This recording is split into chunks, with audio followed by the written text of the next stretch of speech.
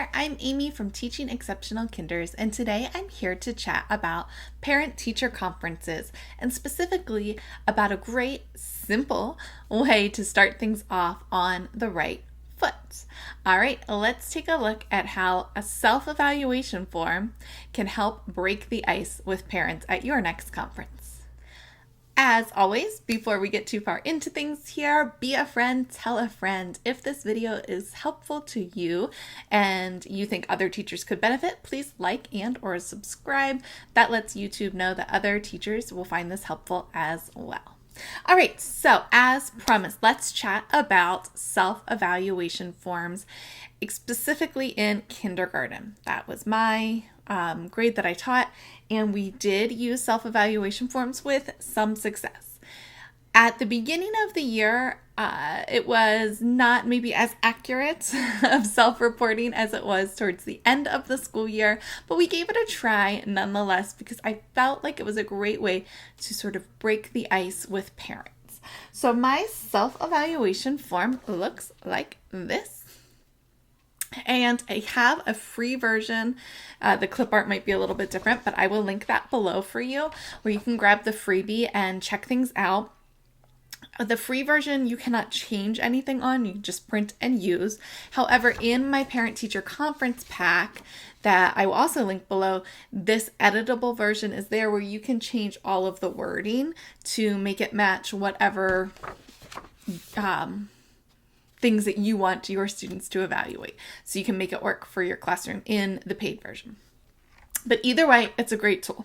So we would use this paper. Each student would write their name. First of all, that is also a great tool, is just having a sample of how they write their name for parents. So you can discuss that at the top, whether they can fit their name in that space. It's a decent size space. Can that kindergarten student do it?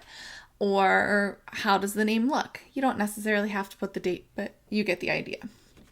And then we would go through this form as a class. So I would project this up on my smartboard, or however you can do it so students can see it and follow along with you. And we would read it one at a time. So the first one says, I raise my hand and I wait to be called on. And then I'd make everybody stop, close their eyes, and touch their thinking spots. And we would think, do I raise my hand and wait to be called on?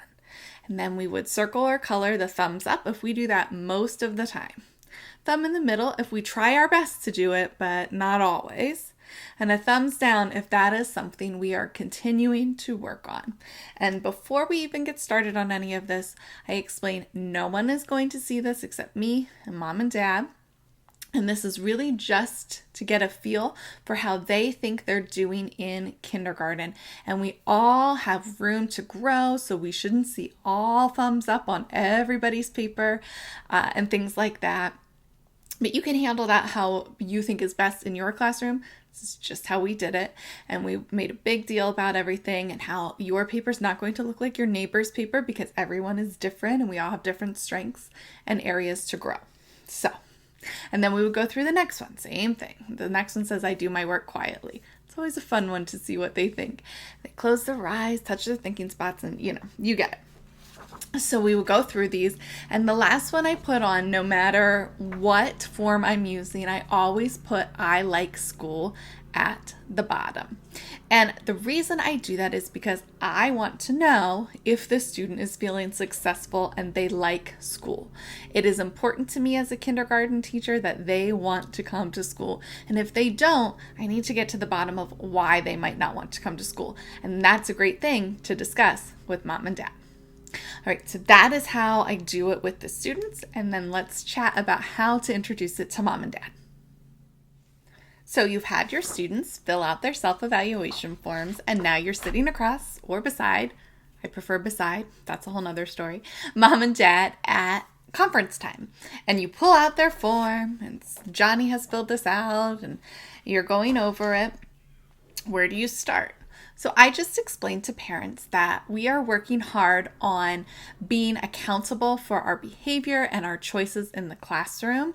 in order to be the best learners that we can be. And part of this is doing some self-evaluation and reflection on what we are doing in the classroom and what kind of progress we're making, setting goals and all of that. So then we go through line by line, sometimes not everything, and we take a look, and sometimes I will point out things that I see maybe a discrepancy with. Maybe they rated themselves low on something that they're not as confident in, but I see that as one of their strengths, so I would point that out.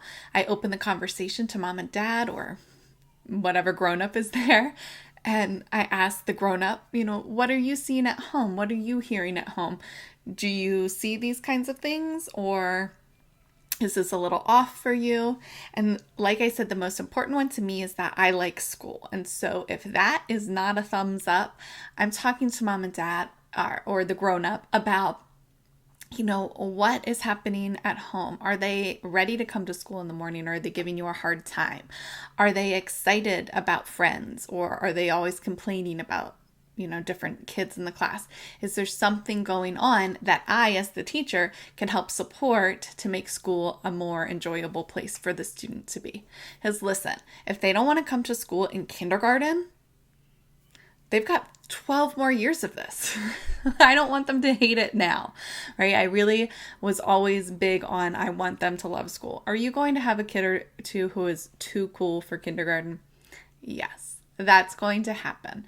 But you can still develop positive relationships with those kiddos and nurture their love of learning, even if they think they're too cool for kindergarten. So there are ways around that. All right. The last thing I want to share about a word of caution when using your self-evaluation forms. Make sure you do these together or one-on-one with students as you're walking them through. Don't just give them a crayon and let them go through and do everything. You're going to get the kids who go through and they circle every thumbs up, or you'll get kids who make a pattern, or you'll get kids who don't really understand what they're doing and they'll fill out all three. So you don't know which one they would have picked. So make sure you're paying attention to that. You will have kids who are not honest. They are 5 and 6 years old. This is new to them, but you'll do it at the first marking period or trimester, whatever you have in your situation, and then do it again before, if you have a spring conference, or maybe even before the end of the school year. And it's something you could share with parents from the beginning of the year to the end of the year, how their student is done, how their student sees their own growth. I think it's a powerful tool to sort of ease into conferences, and it gives you some avenues if let's say a student, you need to talk to their grown-up about getting their work done on time, that's been a struggle. Maybe focus has been a struggle. And maybe that student circled the middle or the thumb down for that particular skill. Then you can say, that is something we are consistently working on. Is there something you notice at home, or here's what we're doing in class to support that? I'd really like to see X, Y, and Z happen. And that opens that conversation from the kid's perspective instead of making the teacher the enemy. I hope that helps and hope that makes some sense to you. Like I said, this form there is an editable version of this form included in my parent-teacher conference pack. You can find that link below. There is also a free version that I will also link below that you can grab and print out and use tomorrow. It's the best part. It's just print and use, not a lot of prep work involved other than explaining how to evaluate yourself. Honestly, that's the key with students.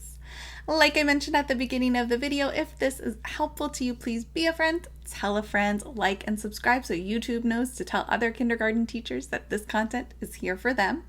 And if you would like to get in touch with me, you can always reach out at my email. It's amy@teachingexceptionalkinders.com. All right, until next time, have an exceptional day.